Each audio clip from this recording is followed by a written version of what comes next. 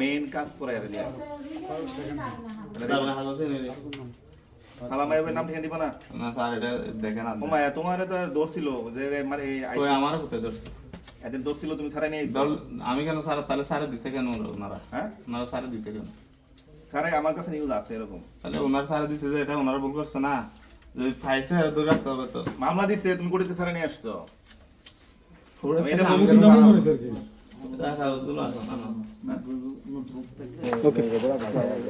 আমরা দেখছি এখানে পুলিশের অভিযান চালিয়েছে একটা বাড়িতে আসছে, মানব পাচারকারীর বাড়িতে। এই বিষয়ে আপনাদের কি পেয়েছেন দেখতে জানো? এখন আমরাও আসছি, আপনারাও আসছেন, দেখছেন ওনার বিরুদ্ধে অনেক অভিযোগ আছে।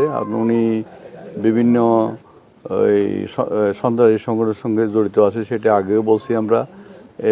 তার বিরুদ্ধে অনেক অভিযোগ। তাই এই প্রেক্ষিতে আজকে প্রশাসন ওসি সাহেব সহ ওনার বাড়িতে অভিযান পরিচালনা করছেন। অভিযান পরিচালনার প্রেক্ষিতে ওনার বাড়িতে বিভিন্ন কাগজপত্র, অবৈধ স্টাম্প, বিভিন্ন সন্ত্রাসী সংগঠনের সঙ্গে জড়িত বিভিন্ন কাগজপত্র পাওয়া গেছে। উনি মানব পাচারের সঙ্গে অনেক কাগজপত্র পাওয়া গেছে। ওগুলো নিয়ে আমরা উনি যে বিভিন্ন সংগঠনের সঙ্গে জড়িত, সন্ত্রাসী সংগঠন সহ বিভিন্ন মানব পাচারের সঙ্গে ইয়োবার সঙ্গে জড়িত, এগুলো আমরা প্রমাণ সহ পাওয়া গেছে। এগুলা নিয়ে আমরা ওনার বিরুদ্ধে আইনত ব্যবস্থা গ্রহণের জন্য প্রশাসনিকভাবে ওনাকে থানায় নেওয়া হচ্ছে বলে আমার মনে হচ্ছে। ওসি সাহেব উনি থানায় নিয়ে গিয়ে ওনাকে আইনত ব্যবস্থা গ্রহণ করবে বলে আশা করি আছে।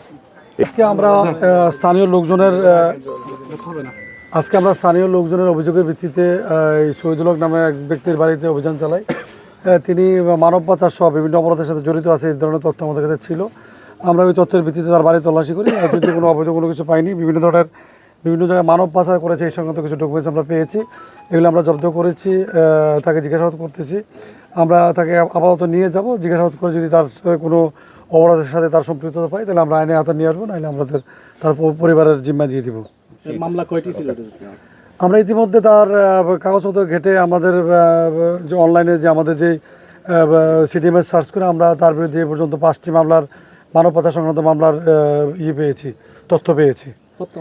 শুনেছি তার এছাড়াও আরও অনেক মামলা তার নামে বিভিন্ন জায়গায় নামে বেনামে আছে, যে নামের বিভ্রাট আছে, সেই কারণে হয়তো সে এগুলোতে বেঁচে গিয়েছে। আর যদিও সে একজন আপাত দৃষ্টিতে দেখতে একজন পঙ্গু মানুষ, কিন্তু বিভিন্ন জায়গায় অভিযোগ আছে তার এই পঙ্গুত্বের সুযোগে সে বিভিন্ন ধরনের অপকর্ম করে বেড়াচ্ছে।